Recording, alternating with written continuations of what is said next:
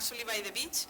And we have the wonderful opportunity to meet Costa, and we want to interview him because he's a wealth of knowledge regarding Kizomba, Semba, and a lot of African music. So we had a great workshop with him yesterday where he was explaining musicality in Kizomba, and we want him to share some of that stuff with us, and so people can get more and more information and learn from the sources, from people that have lived and are like, I would say, like with music all over themselves. And you are a DJ, right? Yes, I'm a DJ. And, originally from? I was born and raised in Angola, and then I came and lived here in Portugal for a little while, and then I moved to London, where I still live until now. Okay. And how did you start DJing? Is that your main profession, or? I've been DJing since I was mainly 17. I won't tell you my age now, but I've been I've been DJing for about a year since I was 17, and I mainly started doing house parties before when I was younger, and I remember I still used to play with tapes and sometimes vinyls, and then moved to CDs. And one of my friends said that so that I had talent to become a professional DJ. He took me under his wing, and here I am, professional DJ since the age of 17. That's good. How do you DJ with tapes? Oh, those days it was mainly like the way salsa DJs play now. So it was a matter of selection. Selection was more important than anything else. So you had to prepare, you had to have like hundreds and hundreds of tapes and record it and just play a nice selection, and that's how we used to do. You started with what type of music on? Although I used to play a lot of Kizomba, my passion always used to be reggae. I used to like, my real passion with music started with my mom's tapes of this Brazilian musician, Roberta Miranda. My mom used to listen to her all the time. So, and then my first tape, I remember taking one of her tapes and recording over Lucky Dubby, which is a South African artist. Nice. And that's where my passion with reggae started. And then I moved on to UB40. And of course, Bob Marley was always there as the greatest. Yeah. So that's where my passion with music started. However, before that, I used to, my family had a great history with Carnival in Angola. So my grandmother used to be a drummer within one of the biggest bands, União Kela. And my half brother, my granddad Philip, used to be part of a men's group which was called Caboclo Mel. So music was always part of your life. Yes. Yeah, that's cool. And now you go around DJing for Kizomba events all over the world? Yes, I do travel. I do travel a lot with my work, and really happy with what I do. Kizomba has grown so much, and there's a demand for DJs and teachers and dancers to go around the world and show what Kizomba is. I like what you explain, if you can share that again, how for a certain type of music, like you do 2 minutes and that's it. Oh, the whole technique of mixing the music. Mixing the music. One of the problems that we have is that a lot of people come into dancing and they don't have the interaction with music. Or what Kizomba DJs for me are very special, because real Kizomba DJs, the way when I started, which we used to be called African DJs. African music DJs, we have to be very technical. I could put us as the most technical DJs around the world, because we play from rock, hip hop, R&B, anything that you throw at us, African beats, ballads, we have to mix and we have to be very good at it. So, and the same applies when we play in Gero Zouk, which is most called, or wrongly called, Tarashinha these days. Right? It's Gero Zouk music. We imported the technique from the R&B hip hop scene that normally is played like, a music is normally played under 2 minutes flat, and it has to be changed. So therefore, we imported that technique from R&B because of the similarities within the music, and that's how we play Gero Zouk. Yes. And that's cool, and I like you explaining so that people don't get pissed if their song is cut in the middle. This is how they play it, and it's not because they just screw up. No, it's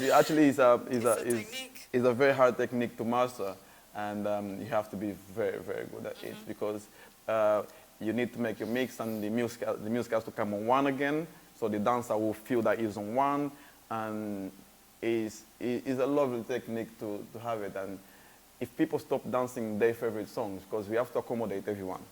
Yeah? And with the explosion that Gero Zouk is today, we have so much Gero Zouk coming out almost every single day, that we have to introduce music to people. That still remains our responsibility as a DJs, whether on the radio or in clubs, to introduce music to those that don't have access to music the way we have.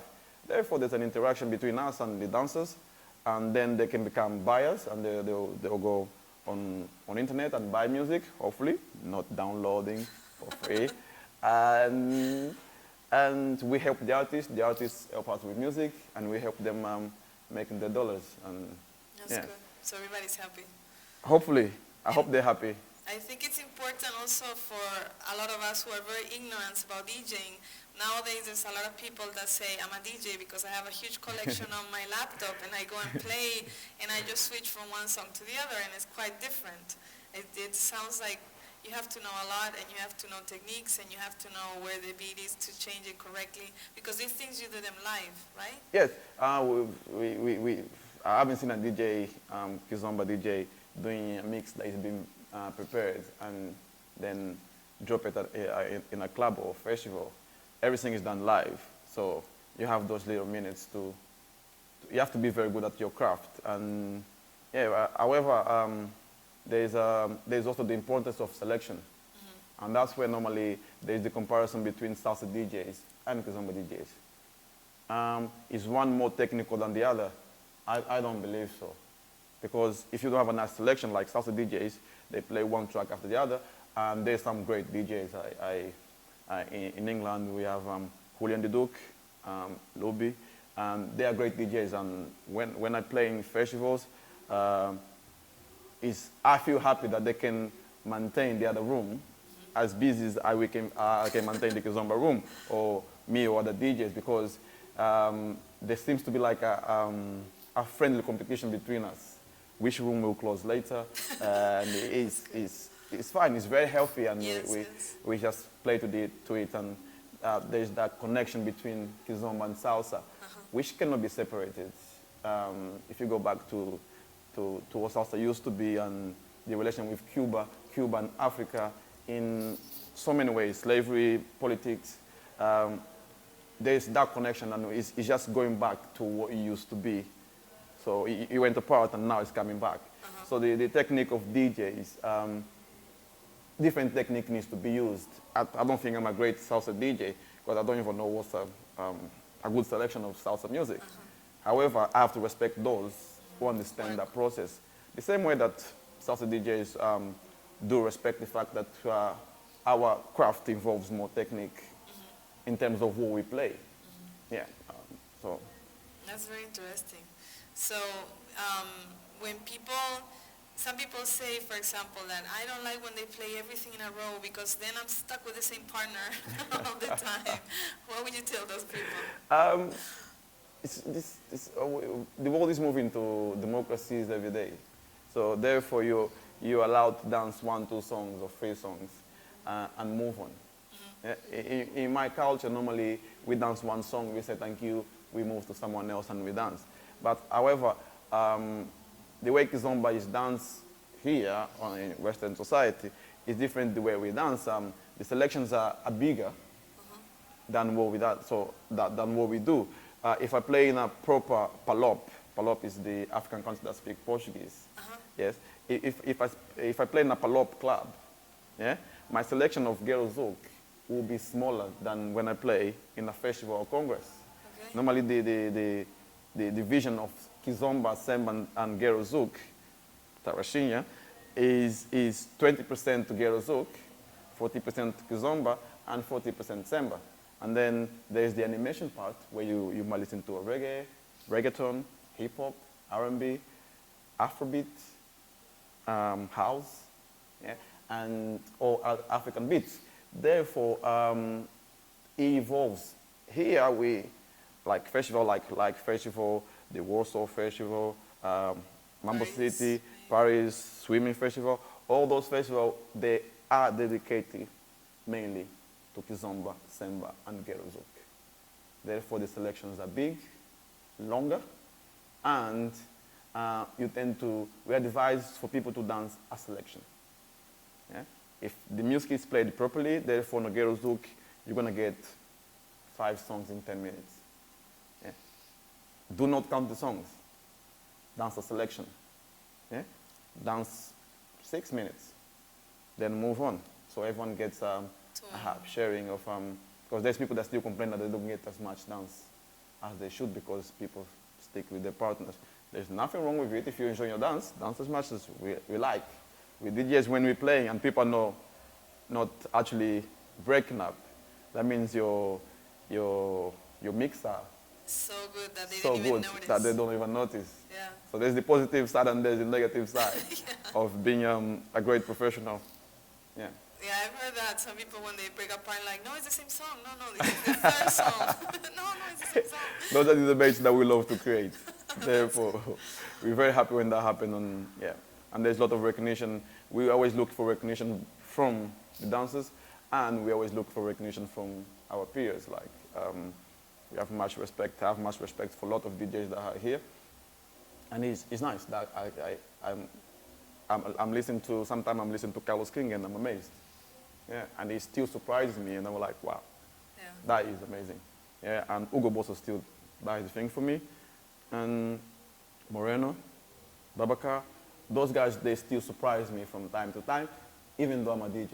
Yeah. So, well, you appreciate their work maybe a lot more than other people, no? I do dance less than most people, even though I'm... You sing also, right? No. Singing is not, is a very private passion for me. Yeah. In the shower. Yes, shower, home, doors locked. No way that anyone gonna hear me singing live. No, not in this lifestyle. Now, you've heard tons of kizombas and you hear the evolution of kizomba. Like in music, like bachata, we've heard the evolution, how it's changed because some musicians come with another background or with another type of instruments. How has it evolved? Like, can you tell us a little bit about that? The whole evolution of Kizomba, and this is strictly Kizomba as music, because Kizomba as dance has another story. Therefore, I'm gonna just point out on the Kizomba as music. Kizomba as music has its roots from Zouk. Zouk from Martinique and Guadeloupe, and is mainly through Kassav, which was formed by Jacob and another 2 guys. Actually, they're brothers. I forgot their name, and someone's gonna kill me for forgetting their names. But we'll put them later. Don't worry. Yeah. And they're the ones that came up with the sound of what Zouk is today. However, when they became massive in Africa, they became massive in Africa, from South Africa to Egypt. And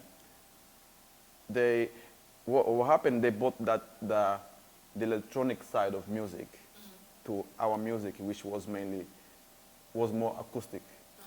So Kassav brought that to the African continent, to those who had the same beat or similar rhythm. Yeah? And so what happened in Angola, it was mixed all our rhythms, Semba, was mixed with Zouk, and Kizomba was born the way it is today for us Angolans. Yeah? In Cape Verde, it was mixed with Morna, Coladeira, Batuque, and there was this Cabo Love was born. In Guinea-Bissau, there was Ngumbe, traditionally, and it was mixed with Kassav, and Kizomba from Guinea-Bissau was born. Yeah? And all of that movement then became even bigger when they exploded to the world. when people started migrating to Portugal. So all the musicians were interacting, musicians from Guinea-Bissau, from Angola, Cape Verde, Mozambique, São Tomé. They all came to Portugal because then the colonies were independent. Okay, so with the immigration, brought this group of people together, and they start making music. And through the late 80s, mid 80s, Kizomba was gaining a form that was very similar to Zouk. Yes, so it was faster. Now it's been slowed down to the point that we have Ghetto Zouk. So if you listen to early Kizomba, it is more in line with what we call today retro Zouk, which was the old Zouk that which normally would start around 95 BPM and above. Yeah, we have Zouks, retro Zouk that are 135 BPM. The same way that Kizomba was at those times. So people like Paulo Flores, Eduardo Paim with SOS, Ruka Van Dunen, all those guys, they made Kizomba big. That was on the Angolan side. From Guinea-Bissau, we had Tabanca Jazz. And from Cape Verde, we had the amazing Livity, which for me is one of the greatest bands that we had ever had. And from São Tomé, we had Camilo Domingos. Yeah? And it was just beautiful that we used to have a lot of new raw music coming from Africa, all influenced from the Kassav resistance. That didn't stop there on the Palop countries. It went through other countries. There was Kizomba coming from Congo with Luciana. There was Olivier Ngoma. There was Monique Seka. There was people making music in France, people making music in Holland. All under the influence of Kassav, because that rhythm was so... Kassav was massive. It's still massive in Africa. Amazing, yeah. I think there's nothing bigger than Kassav in terms of music in Africa. Wherever they go, they pull the crowds. Yeah, so that's the evolution of music. That it was... someone told me, Kassav just returned to Africa yeah, to give it back that rhythm that it was exported to the Caribbean. And it's beautiful that we're coming back together again to our roots and making music with drums, with the beat, where it all started. And today we have Afrobeat, which is the new big thing. Afrobeat is massive. Everywhere you go, you listen to Afrobeat, and it's based again on that African drum. And it's a new powerful thing. Yeah, and there's the connection with Kuduro. Kuduro is also quite big at the moment. And hopefully the aim is to export as much. So, so people stop seeing Africa from the negative point of view and start seeing in a new light that culturally we're very rich. And we want to share that with the world. But I think in terms of music and dance, people feel that because there's everywhere that we go, at least, the African dance always catches up. Yeah. We used to live in Boston, and every place, every dance complex had like classes of African, and they were always packed because the drums always, I don't know, I think everybody gets drawn to that music. And even, for example, with the Latino music, you take the drums out of the Latino music, it's not the same, you know. The Latinos will not like that. No, you need those drums, and those drums come from Africa too, so. Yes, I think it was one of our, through the sad history of slavery. With slavery, we also exported a lot of culture, a lot of knowledge. And it's nice that for now our contribution is being recognized to the world, not only as African, the place where humanity started, but also where a lot of culture came from. I believe that the world before the Africans started exporting the drums, music used to be very classical. Yes, it's like the Africans brought the rhythm to music, I believe.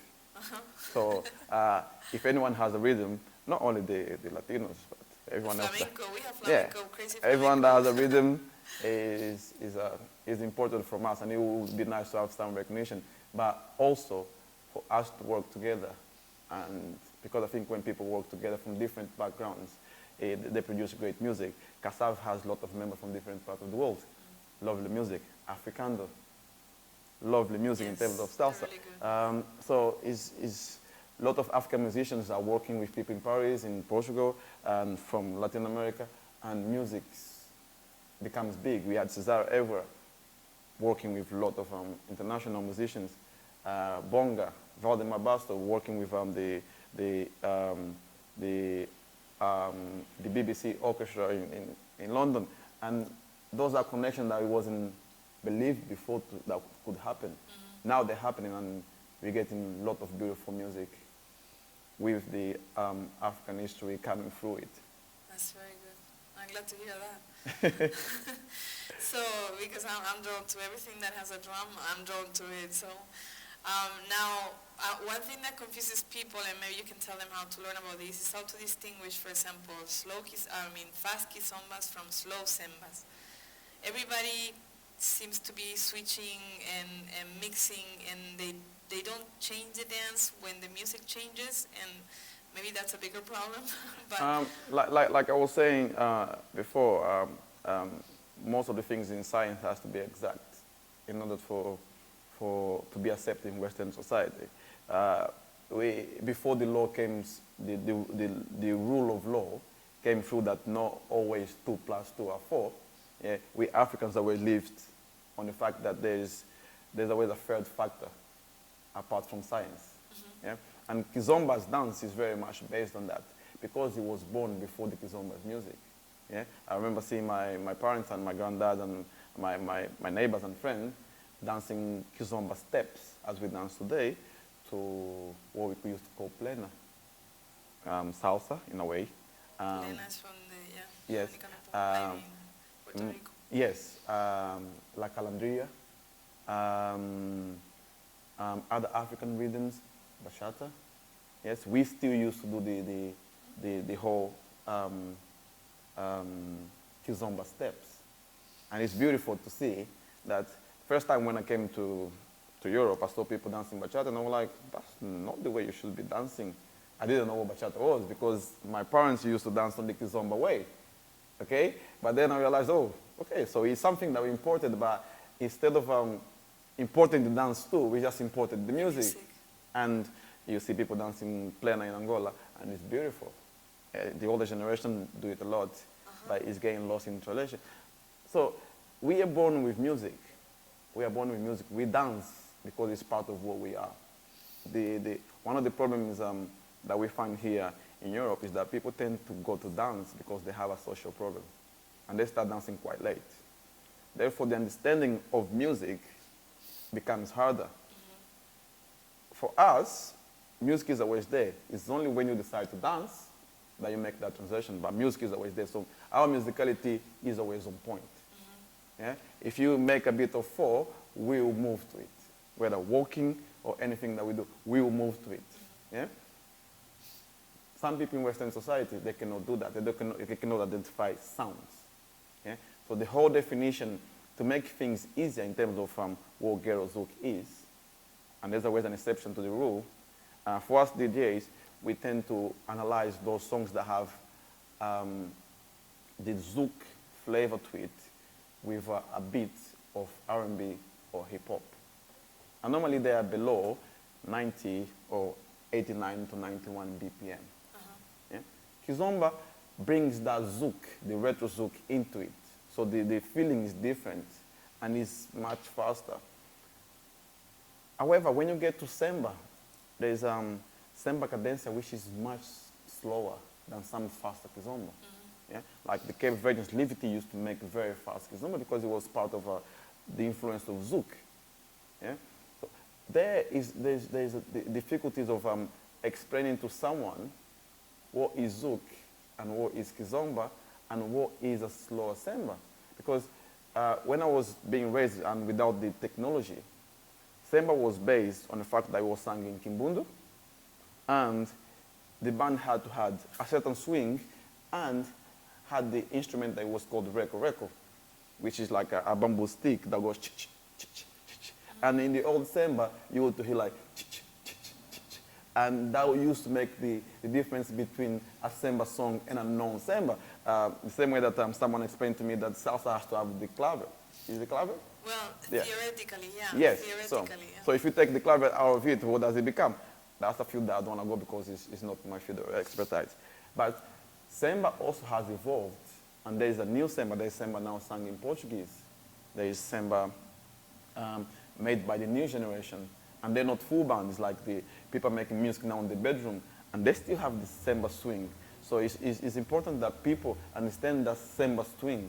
And that will only come by listening to Semba, yeah, and understanding the roots of Semba. However, those roots sometimes are overlapped when people are making new music. Therefore, music evolves. So the main thing that we play at the moment is ghetto zouk. We should be with that hip-hop, R&B background, and with zouk melodies, yeah, and samples. The greats like Keisha, Nelson Freitas, Johnny Ramos, they produce lovely ghetto zouk. Mika Mendes, they're great at what they do. They import the R&B hip-hop sound, and they make ghetto zouk because they bring that zouk love into it. And it's just beautiful to listen to. And the lyrics are very romantic into a certain extent. And it's beautiful to listen to. Kizomba is a bit faster, and it has more the influence of zouk alone, with the basic of African drums, depending where you're from. Kizomba from Angola is different from Kizomba from Cape Verde or Guinea-Bissau or São Tomé or even Mozambique. Okay? Because it has the traditional side of it from different parts, and it's brought into Kizomba. And Semba is totally Angolan, but Semba is evolving so much. Yeah? And you have slow Semba, you have fast Semba, you have Semba cadence, and it's something that you have to listen to, start experiencing, and understanding the rules of it. But they are there to be broken to a certain extent, as long as the swing of Semba is there, or the swing of Kizomba is there. So in terms of the scientific side of it, I think we're still working on it to make the division whether Kizomba and zouk are equally similar, apart from the feeling of it. Okay. So it's something that we still look into it, and we're going to bring eventually an answer to it.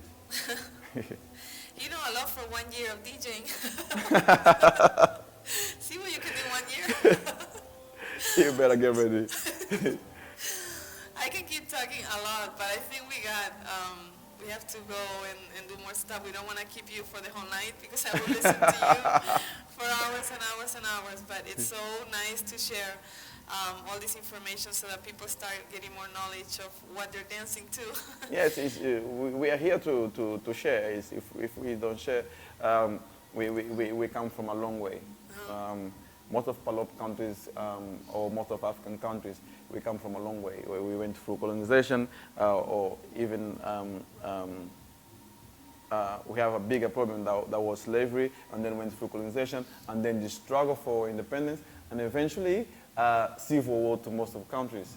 Therefore, it's nice now that we actually have the chance to show to the world that we can also be in peace, we can also develop our countries, and also export our cultural side. And we're willing to share with the world. We don't want to keep to ourselves. We're willing to share with the world. And we are ready to embrace everybody. We are ready to embrace everybody. And we are also learning other people's culture. Mm-hmm. And that's our aim, to share and to tell the world what we are, and make everyone happy and dance and listen to music. So how can people find you? How can they hire you? How can they connect with you? My main contact through the world of internet is the Facebook, which my name on Facebook is Costa de Angola, and people can message me there, and I will always respond to my mail. That's my main contact, and okay. I'm a Kizomba teacher and also Semba teacher, and I'm a DJ, and as you know now, from time to time, I do musicality talks. And don't miss that, because he has great stories, he's a wealth of knowledge. He will also explain to you why Angolan have chickens and no chicken before the eggs, and the rest of the world we don't. So he has great We are stories. pretty special. We are pretty special. We can prove that the chicken can come without the egg. Yeah. Yes. So don't miss him whenever you see him. Listen to him, and remember also that the DJs have a wealth of information. And if you want to know more, go and ask them, because as you can see, they have so much information. It's a pity not to ask and learn about all of this. So thank you so much, Thank you. Costa, for your time. And remember to Keep your hips on fire.